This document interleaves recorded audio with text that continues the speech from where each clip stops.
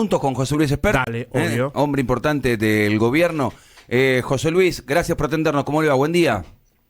Hola, hola, hola, muy buen día. ¿Qué tal? Gran saludo a ustedes, la producción y los oyentes. Gracias por atendernos. Bueno, ¿qué le pareció ayer el discurso, la cadena nacional del presidente haciendo un balance de lo que fue el año de gestión y también hablando de lo que viene, ¿no?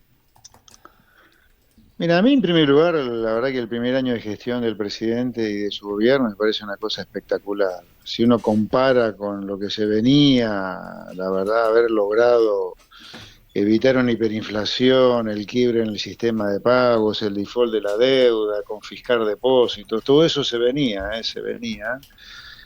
Y ya a los pocos meses de haber evitado eso, estar creciendo con una inflación bien a la baja, con crecimiento del empleo, los salarios reales, y con todo para ganar hacia adelante, con un futuro muy promisorio si seguimos por el camino de la libertad, de quitarle a la gente el peso del Estado, de hacer la antítesis de lo que se está haciendo en la provincia de Buenos Aires con el demente de Kicillof. Yo creo que Argentina tiene un gran futuro. Sobre los anuncios te diría también, me parece, a ver, el discurso me pareció espectacular y me parecen muy importantes los anuncios que hizo el presidente, ¿no? Me parece que hay que ponerle muy el foco. Primero que ya dijo que claramente estamos en una senda de crecimiento sostenido porque además de la cuestión de corto plazo, que los salarios reales, las jubilaciones reales, las asignaciones reales se están recuperando de la mano de un proceso de recomposición de stock de las empresas, está la cuestión estructural, que es con esta baja de impuestos que ha comenzado con el impuesto inflacionario, más la baja del riesgo país, el sector privado tiene mucha plata para consumir con el tiempo y para invertir también. Así que sin duda estamos en la senda de crecimiento sostenido. Y ahí hay anuncios muy fuertes, ¿no? Muy fuertes. Primero, en materia económica, se termina el cepo cambiario durante el año 2025. El cepo cambiario significa que va a desaparecer cualquier restricción como existe hoy para la compra y venta de dólares, ¿no? Está bien, sí. La velocidad con la cual se elimina el cepo va a depender, como dijo el presidente, de si tenemos desembolso de afuera o no, pero en el 2025 se termina el cepo. Yo remarcaría una cosa también. A ver. Que el 2025 arranca con un gobierno que te elimina impuestos, que es se termina el impuesto país. Me dirán que el impuesto país ya se eliminaba en la ley que sancionó el Congreso a instancias del gobierno de Alberto Fernández en diciembre de 2019. Bueno, está bien, pero no es menos cierto que todos los gobiernos que pudieron cumplir con la ley que eliminaba impuestos se encargaron para volver a mantener ese impuesto. Bueno, acá arranca el 2025 eliminando ese impuesto, además de que se ha reducido la mínima expresión el peor impuesto que hay para los pobres, que es el impuesto inflacionario. El segundo anuncio importante de ayer en materia económica es que el número de impuestos nacionales, porque este es un país federal, las provincias hacen lo que quieren, los municipios también, se va a reducir en un 90%, o sea que la reforma impositiva que va a presentar el gobierno el año que viene va a dejar solamente el 10% de los impuestos nacionales, con lo cual está claro que el 90% que se elimina, lo único que hacen es volver loca a la gente, y este es un gobierno que considera la política como un servicio para la gente. Se van a eliminar el 90% de los impuestos nacionales, y se van a quedar solamente el 10%. Después, otro anuncio importante es que vamos a una creciente competencia en monedas. Cada vez se van a poder hacer más transacciones en la moneda que la gente quiera.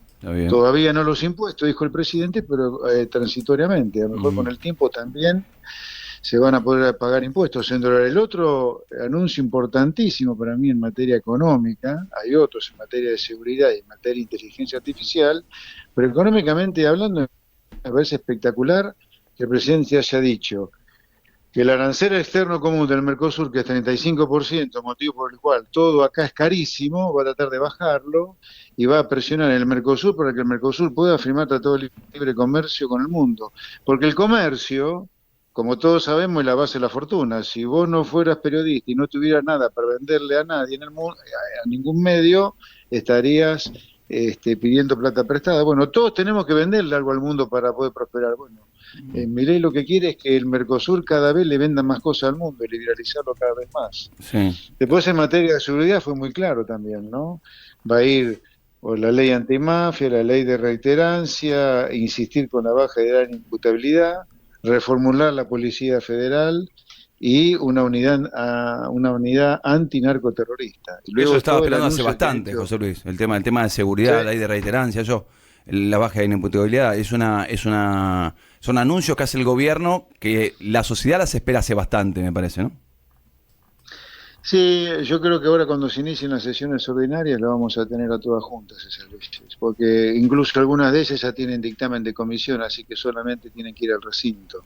A ver, para que la gente entienda, antes de que una ley se trate en el recinto, en ese gran hemiciclo que la gente ve por televisión, esa gran tribuna, antes de eso hay una previa, sí o sí, exagero un poco, pero sí o sí hay una previa que se llama la comisión que tiene que dar dictamen para que esa ley se trate en ese gran recinto, ¿no?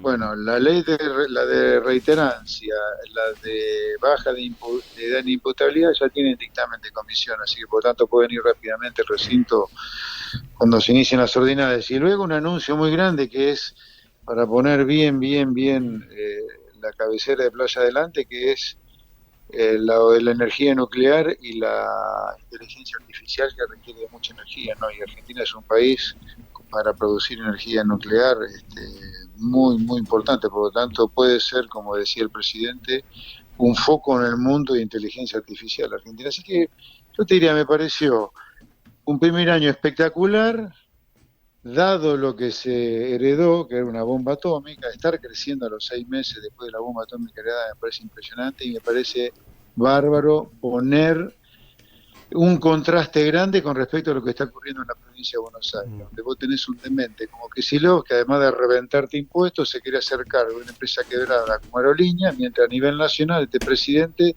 todos los días trata de solucionarte algún problema que tenés en la vida, desregulando, eliminando ley de alquileres, bajando impuestos, etcétera. Esper Federico Mayol, buen día, ¿cómo le va? ¿Qué tal? Buen día. Bien. Usted recién hacía una enumeración del discurso del presidente. El presidente habló ayer en la cadena de un diciembre feliz, y está claro que hubo algunos aciertos este año, sobre todo en la macro, pero también hay sectores que no terminan bien el año, por ejemplo los jubilados. ¿Usted no cree que hay una deuda con los jubilados, por ejemplo? A ver, la deuda con los jubilados de parte de la política en general es infinita.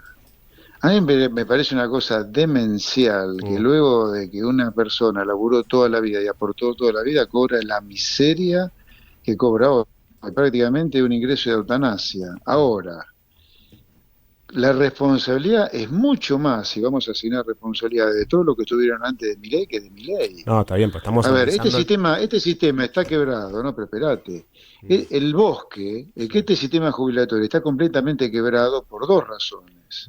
Uno, por los sindigarcas, por las mafias sindicales que no quieren hacer una reforma laboral para que haya mucho más trabajadores en blanco. Si vos tenés la mitad de los trabajadores trabajando en negro y son 8 millones de personas, imagínate la cantidad de guita que esas 8 millones de personas, si estuvieran en blanco, pudieran aportar para pagar jubilaciones. No, los sindigarcas, como quieren sus privilegios, pero les importan un carajo los trabajadores, por eso tenemos 8 millones de trabajadores trabajando en negro que no aportan un peso para pagar buena jubilación. Y la segunda causa es que si los dementes de Néstor Kirchner y Cristina Kirchner jubilaron a 4 millones de personas sin ningún aporte o con pocos aportes, es obvio que el sistema va a estar quebrado y va a pagar jubilaciones de miseria. Ahora, Milei, cuando llega al gobierno, al cambiar la fórmula de ajuste previsional, lo que hace es decirle al jubilado: yo no quiero que la inflación te reviente más la jubilación, a partir de ahora vos vas a cobrar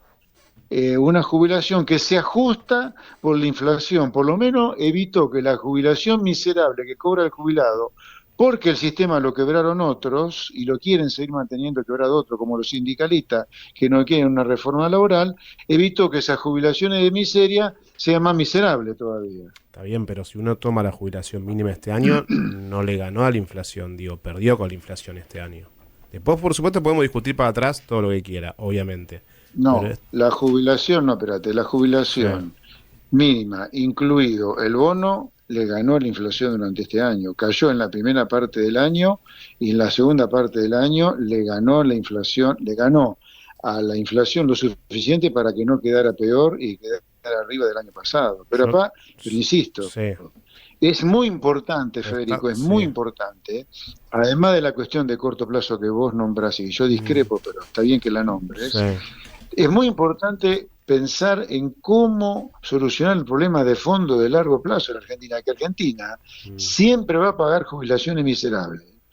Mientras tenga la mitad de los trabajadores, 8 millones de personas trabajando en negro, y mientras sigamos con que el grueso de los jubilados provienen de moratorias en lugar del régimen Está bien, general. pero perdón, Fede, perdón, Fede, pero digo, mientras tanto, y acá yendo al tema de los medicamentos, digo, mientras tanto, la verdad que sacarle el subsidio a un jubilado que cobra 400.000 pesos, la verdad que suena como un poco fuerte, sobre todo cuando sea de un día para el otro.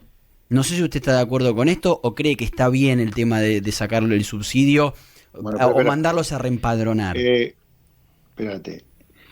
Salimos de las jubilaciones y vamos al PAMI, son dos temas diferentes. Bueno, pero estamos hablando de los jubilados. Que se meta, estamos hablando del conglomerado de jubilados, pero una cosa es el tema de las jubilaciones en términos reales, porque es una miseria y qué es lo bueno que hizo el gobierno de Milei pasando a ajustar las jubilaciones por inflación en lugar de una fórmula demoníaca que era heredada del kirchnerismo que ajustaba las jubilaciones por la inflación de 6 meses para atrás. Claro, con la inflación volando y de pronto derrumbándose, las jubilaciones iban a destrozar con la fórmula vieja. Así que el gobierno de Milei en este sentido actuó como debe actuarse, ajustando las jubilaciones por inflación, metiendo una reforma laboral en la ley bases que se queda a mitad de camino lo que hay que hacer, pero no había manos en el Congreso para más que lo que se logró, como para que, por ejemplo, desaparecieran las multas de las pymes que las estaban quebrando, que aparecía el periodo de rotación con un periodo de prueba más chico. Bueno, ahora sobre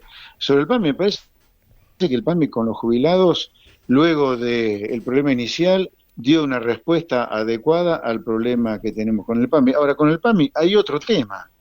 El PAMI previo al gobierno de Milei era un PAMI desquiciado, usado para negocios, usado para ocultar prebendas, y es un PAMI que de a poquito se va reconstituyendo, como está ocurriendo con todo, es como en las universidades.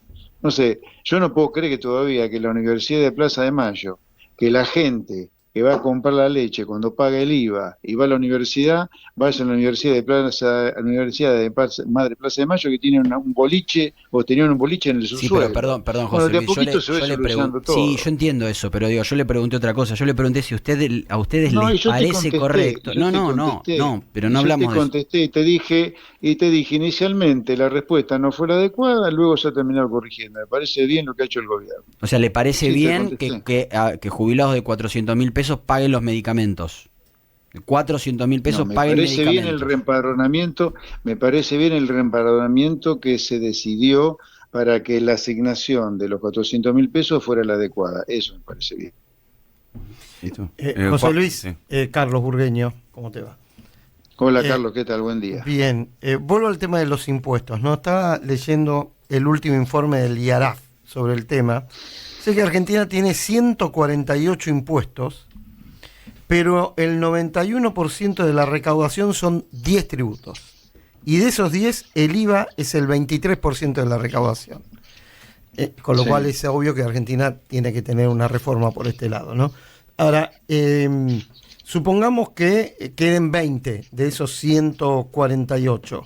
¿Cuáles son los 120, 128 que hay que eliminar? Mira, acá yo tengo el último informe del IARAF frente a mí sobre eso. Hay 46 impuestos nacionales, 46 impuestos nacionales. Luego vienen los tributos provinciales, que son aproximadamente unos 30. Y luego vienen las tasas municipales, que suman alrededor de 80 tasas municipales, entre tasas y derechos. Entonces, esa discriminación es importante hacerla, porque como este es un país federal, el gobierno nacional va a poder trabajar solo sobre los 46 o 50, para redondear, 50 impuestos nacionales. Después te quedan los 30 impuestos provinciales y las 80 tasas y derechos municipales. Yo te diría que hoy lo que está, ahora te voy a contestar la pregunta, pero es importante enfatizar, dado que estamos en un programa muy escuchado, la locura ocurre con las tasas municipales y en particular en la provincia de Buenos Aires, donde además del tarado de Kicillof, que se quiere hacer cargo de la Aerolíneas Quebrada, cuando tiene la provincia rota directamente impuestos y los municipios de la provincia de Buenos Aires se han mandado una fiesta orgiástica con tasas municipales, es ahí donde hay que trabajar para solucionar el problema a la gente en serio, porque el infierno impositivo de 2024 no han sido los nacionales, sino las tasas municipales. Ahora, sobre los nacionales, son 50, yo te diría, hay 90% que vos podés eliminar, que es lo que dijo el presidente ayer. El 10% son los que quedarán. Habrá que preguntarle al gobierno en qué impuestos están pensando que van a quedar, ¿no? Yo no me voy a meter en temas así del ministro Caputo. Pero yo sí me puedo meter en el tema que tengo claro, los impuestos nacionales son 50, sobre esos va a trabajar el gobierno nacional en su reforma impositiva, pero no nos olvidemos, redondeando, si hay en total 160 impuestos a nivel país, entre impuesto y tasa, 50 son solamente del gobierno nacional, 110 son provincias y municipios, y eso es clave en la provincia de Buenos Aires, que, insisto, a diferencia de lo que hace el gobierno nacional, reduciendo el Estado, disminuyendo impuestos, lo único que hace es subir impuestos y subir tasas. Kicillof y compañía. Por eso Kicillof quiere la relación indefinida de los intendentes, los que viven esquilmando a la gente con tasas. Otro tema, el último, por mi lado, que se planteó mucho en la última reunión de la UIA también, que es el tema del tipo de cambio y el debate sobre si hay un tipo de cambio atrasado o no, y la perspectiva en el 2025, porque la verdad que lo que uno está viendo es que dólares va a haber y que el gobierno no va a emitir pesos. Entonces, que esta foto de un tipo de cambio, no sé, difícil para la competencia de la industria, para decirlo de alguna manera, va a continuar durante el 2025. Bueno, ahí tocas dos temas, ¿no? Que yo los diferenciaría para no mezclarlos. Yo diría, el gobierno no va a devaluar durante el año 2025, más allá del crawling peg, que va a pasar del 2 al 1%, como ya anunció el presidente. O sea, vamos a los hechos, más allá de la opinión de cada uno, el gobierno no va a devaluar. Sobre la huida y la apertura económica, mira, no puede ser que el argumento de la Unión Industrial Argentina, cuando le dicen que le van a abrir la economía al comercio, sea que no pueden competir. A ver, que la gente tenga claro, a nosotros los autos nos cuestan mucho más caro que afuera por culpa de que la economía argentina es de la más cerrada al comercio del mundo. Cerrada como culo en muñecos, diría, para que quede claro. O sea, nosotros queremos ser ricos sin competir. Decime a alguien que haya sido rico en la vida, a la larga, sin competir. Yo no conozco un Federer sin competir. Yo no conozco un Messi sin competir. No conozco un Tiger Woods sin competir. No conozco una industria americana sin competir. No conozco una Europa sin competir. No conozco Asia sin competir. Ahora sí conozco Argentina, que con el cuento de la economía abierta, que es mala para la industria, terminamos con un país miserable. Y yo digo, y si probamos con la inversa, así como estamos probando con la inversa lo que se ha hecho históricamente en materia fiscal. Históricamente, ¿qué se dijo? No se puede ajustar el gasto público por los costos sociales que tiene.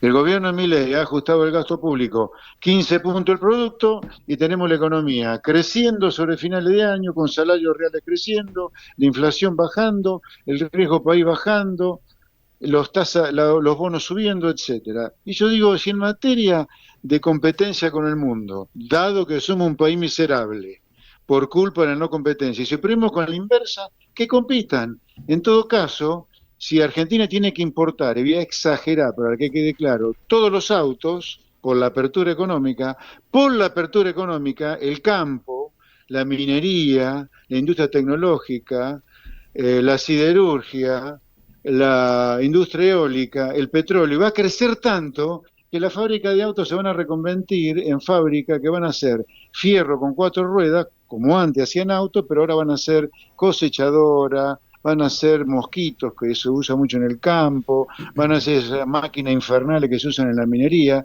se van a reconvertir, pero haremos otra cosa mucho más barata y mucho más eficiente. Ujú. ¿O ustedes nunca se reconvirtieron en la vida?